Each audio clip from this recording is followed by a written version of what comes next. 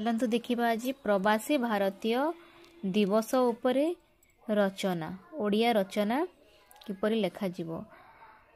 तो प्रवासी भारतीय दिवस तो प्रथमे उपक्रम को जिबा 9 जानुआरी 1915 यह हेउची सेही दिन जो दिन महात्मा गांधी दक्षिण आफ्रिकार भारत फेरी।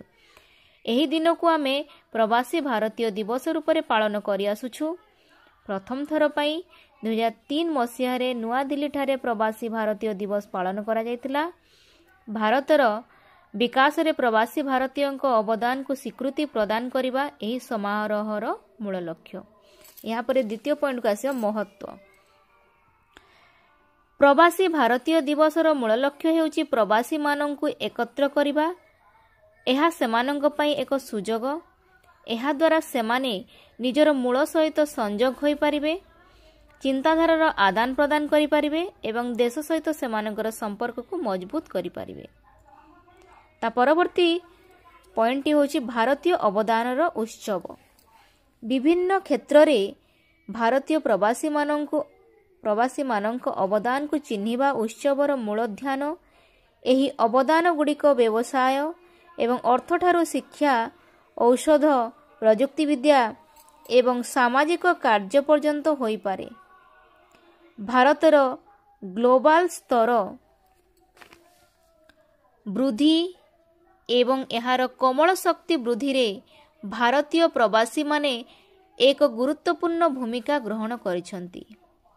उदाहरण स्वरूप भारतीय प्रवासी विशिष्ट सदस्य सुंदर पिचाई गूगल रो सीईओ, सत्य नाडेला माइक्रोसॉफ्ट सीईओ एवं इंद्र नोई पेप्सिकोर पूर्वतन सीईओ आदि निज निज स्थान रे बहुत उच्चतारे पहुंची युवपीढ़ी आदर्श पलटि।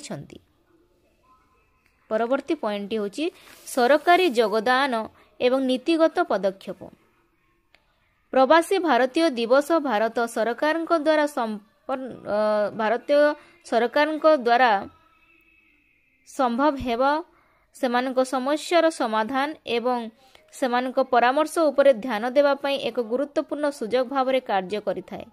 उदाहरण स्वरूप ओवरसीज सिटीजन ऑफ इंडिया जहाको शॉर्ट फॉर्म रे कहा जाय OCI कार्ड एंड प्रवासी भारतीय बीमा PBBY योजना हेउची किछि प्रमुख पदक्षेप जहाँ विदेशी भारतीय कल्याण रे सहायक होईछि।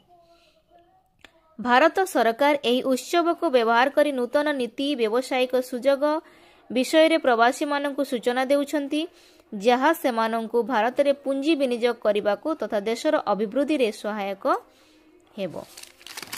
परवर्ती पॉइंट होची विकसित भारत पई प्रवासी भारतीयंक अवदान। नरिंदर सिंह कंपनी जणे लोकप्रिय प्रवासी भारतीय हेउचंती नरिंदर सिंह कंपनी। तांको फाइबर ऑप्टिक्स रो पितामह कहा जाय। मरण उपरांत 2021 मसीह रे तांको पद्म विभूषण उपाधि रे सम्मानित करा जायतिला। तांकर अवदान केवल भारत नुहे सारा विश्व रे परिचित, सेथिपई भारत गर्वित। यहाँ पर अन्य जने व्यक्ति होचंती सलमान रुशदी। मुंबई रे जन्मग्रहण करिथिबा अन्य जने प्रवासी भारतीय हेउचंती सलमान रुशदी। से जने प्रसिद्ध औपन्यासिक थिले। तांकर द्वितीय उपन्यास मिडनाइट्स चिल्ड्रेन जोगु से प्रसिद्ध होइथिले। तांकर अधिकांश प्रारंभिक उपन्यास भारतीय उपमहाद्वीप उपरे आधारित थिला। यहाँ फल भारत विश्व दरबार रे परिचित। यहाँ पर यार परवर्ती पॉइंट होची पुरस्कार एवं स्वीकृति। प्रवासी भारतीय दिवसर अंश भावरे भारत सरकार प्रवासी भारतीय सदस्य मानक प्रवासी भारतीय सम्मान पुरस्कार सहित सम्मानित करिथांती। एही सम्मानजनक पुरस्कार व्यक्ति विशेषों को प्रदान करा जायथाय जो माने विशेष रे भारतर भावमूर्ति को प्रोत्साहित करिबारे, भारतर सामाजिक आर्थिक विकास रे किंवा भारत एवं अन्य देश मध्य रे द्विपाक्षिक संपर्क को सुदृढ़ करिबारे अतुलनीय अवदान रखुछंती। यहाँ पर शेष होची उपसंहार।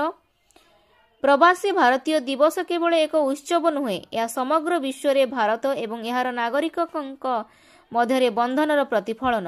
यही कार्यक्रम सहयोग को उत्साहित करे संपर्क को मजबूत करे एवं एकविंश शताब्दी भारतीय भविष्यत गठन में भारतीय प्रवासी मानकर गुरुत्वपूर्ण गुरुत्व को आलोकित करिथाए।